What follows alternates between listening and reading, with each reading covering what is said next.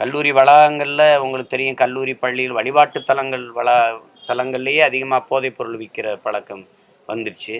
அது எல்லாருக்கும் தெரியுது, எல்லாரும் எடுத்து சொல்கிறாங்க இந்த மாதிரி நடக்குது அப்படின்னு.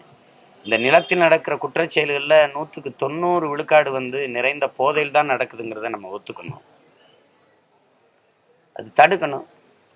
ஒழுக்கத்தை கற்பிக்கிற, வாழ்வியல் நன்னறியை கற்பிக்கிற வளாகங்கள்லேயே இது நடக்குதுன்னா இதுக்கு மேலே நம்ம நாடு நாடாக இல்லை, அறம் சார்ந்த மக்கள் கூட்டமாக நம்ம இல்லை, ஒரு ஒழுங்கீனமான ஒரு கூட்டமாக நம்ம போயிட்டோம். நம்ம வந்து இது எப்படி சொல்கிறதுன்னு தெரியல. ஒரு சமூகமே குற்றச்சமூகமாக ஆயிடுச்சோங்கிற அச்சம் வருது. எதிர்கால பிள்ளைகளை, தலைமுறை பிள்ளைகளை எந்த நம்பிக்கையில் நாம் விட்டு செல்வதுங்கிற அச்சம் வரும். குடிக்க காற்று தண்ணி இல்லை, சுவாசிக்க காற்று இல்லை, உண்ண நஞ்சில்லாத உணவு இல்லை, படிக்க கல்வி இல்லை, படித்தா வேலை இல்லை.